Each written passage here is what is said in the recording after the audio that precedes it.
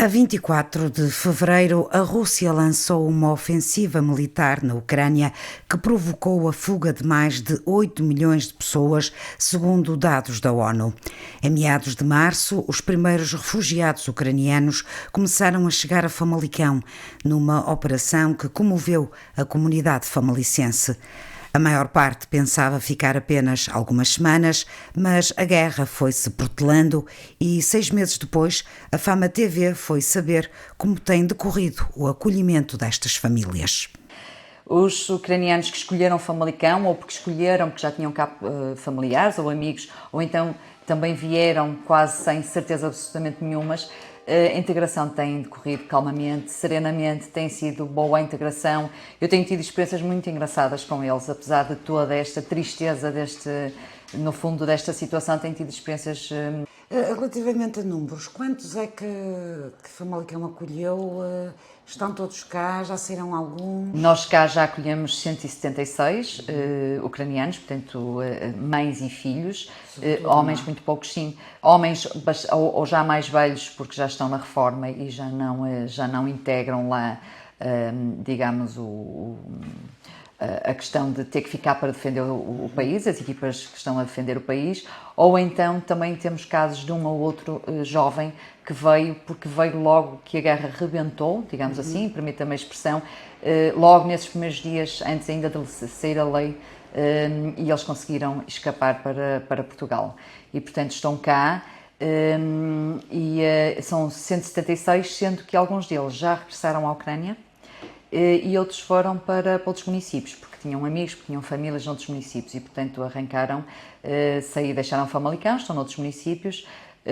Neste momento estamos a 130, portanto 46 já regressaram ou à Ucrânia ou foram então para outros municípios. Olga Broshko, imigrante ucraniana a residir há 20 anos em Famalicão, tem sido uma peça fundamental na integração dos seus concidadãos. Trabalha no posto de atendimento ao cidadão ucraniano, um serviço presencial de caráter excepcional criado pela autarquia no início de março. Trabalhei no mercado municipal e depois foi destacado no dia 8 de março para aqui, por causa da situação que aconteceu, não é? Aqui para o gabinete. Naturalmente que o facto de dominar a língua foi o principal motivo, não é? Sim. Muito bem, como é que foi essa experiência? Eu deduzo que os primeiros tempos não tenham sido difíceis, acolher, digamos assim, as pessoas refugiadas da sua terra. Não foi mesmo. No início até saía lágrimas, não é? Que eu até fugia para aqui para eles não me ver, não é? Porque sei que eles sentiam e ver como eu estava, né? Era pior. Então, às vezes, quando elas chegaram e contaram as histórias, eu às vezes até fugia para aqui ou para a casa de banho, assim, para não me ver, não é? Porque sei que elas sentiam-se também mais Fragilizados. Sim. Há assim alguma história que a tenha impressionado, particularmente? São várias, não é? Várias. Sim, várias. Como fugiam de lá, não é? Havia também que fugiam através digamos, pela Rússia, não é? Que elas contaram que não trataram muito bem, não é? Para passar lá parece que tinham que tirar a roupa e ver se não tem alguma coisa, não é? E mesmo próprios russos não trataram muito bem. E contaram também que havia situações que tinha, por exemplo, na cadeira de rodas, às vezes doentes, e elas parecia que de propósito deixaram elas lá estar aí, né? Paradas, como estava frio na altura, não deixaram passar e viram a situação, mas não deixaram passar. Quase 6 meses depois, estas famílias sentem que foram bem acolhidas em Famalicão, mas o desejo de regressar está sempre presente. Há muitos deles que querem voltar mesmo e sempre falam que às vezes querem voltar, mas vejam como está a situação, principalmente aquelas que estão no par de Kherson, né, onde está mais, né, a parte vermelha, digamos, né, ocupada, assim, e claro, ficam ainda volta porque têm crianças, não é? E há alguns que precisavam de psicóloga, porque é difícil, até crianças mesmo. Mas há alguns que gostam, não é? Ficar aqui, mas sentem-se bem porque vejam que são acolhidos e que ajudados, não é? Porque para o português é muito acolhedor. Com a ajuda de Olga, recolhemos o testemunho de Natália, de 40 anos, que chegou a Famalicão a 21 de março, com os seus 3 filhos de 6, 11 e 13 anos, depois de ter fugido para a Polónia. Na Ucrânia ficou o marido, chamado para a linha da frente. Да, коли в п'ятницю повернувся ще з цієї зони бойових дій, 1,5 місяці був в Донецькій, Харківській області. Зараз місяць в них дислокація в Києві. Ele voltou agora, porque ele esteve ali no combate um mês e meio em Donetsk e Kharkiv, e voltou agora para lá, para casa, não é? Para casa? Sim. Okay. E agora, como é que tem sido estes 6 meses aqui? Quais são as principais dificuldades? Certamente as saudades deve ser o principal, não é? Muito difícil. Muito difícil. Acho que percebeu. Muito preocupada. Muito quero em casa на Україні. Muito duro. Muito difícil. Дуже важко. Дуже, бо стараєшся не показувати перед дітьми, але іноді не вистачає вже сили витримки. Десь там поплачеш, десь перевесь там, як я кажу, як ранений звір. É muito difícil. Ela disse que às vezes em quando deixa uma lágrima, não é? E não quer mostrar à frente dos filhos, não é? Para eles não ficarem tristes também mais. E é muito difícil. Велика сім'я там в Україні, в мене ще 2 братів, сестра, батько, племінників, багато і вже внучатих племінників, тому важко, хочеться дуже додому. Ela disse que ficou lá grande família, muitas pessoas de família, não é? E 2 irmãos, irmã e pronto, é mais primos, muitos, e é muito difícil, né? Que ela está a pensar como é que eles estão bem ou não. E como é que ela consegue ver televisão? Consegue ver as notícias? Дивишся телевізор або новини. З України ми весь вільний час не випускаємо з рук телефон, і це новини. Десь радіємо, десь засмучуємось. Sempre diz que não deixa do telemóvel das mãos quando tem espaço livre, quando tem tempo livre, né? E há momentos que ficam tristes, há momentos que ficam alegres, não é? Depende de como está a situação lá. E agora os filhos vão para a escola, se calhar já tiveram alguma experiência no ano letivo anterior, não é? Como é que está a ser encarado por eles? Estão muito ansiosos? Кажеш, вони зараз йдуть до школи, як їм школа сподобалась, чи вони вже хочуть до школи? Да, хочуть, бо вдома скучно, то не вистачає їм спілкування, хоча є це мовна, може, бар'єр, але допомагає англійська і перекладачі є, тому хочуть до школи.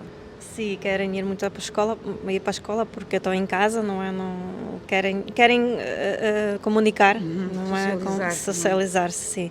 E claro que tem barreira de língua, mas ela disse que elas sabem um bocadinho de inglês também e tem tradutoras e que ajudam. E agora, para terminar, como é que foi o acolhimento aqui em Famalicão? Як тут Фамалікау зустріли, як... Дуже тепло, ми дуже вдячні тут Фамалікау і взагалі країні Португалії, що так ставиться до українців, що прийняли нас тепло. Тут слів нема, але як не крути, інша країна, інші менталітети, все одно хочеться дуже додому. Ela disse que foi acolhidos muito calorosamente, não é? E gostou muito, que agradece muito aos portugueses, a Portugal.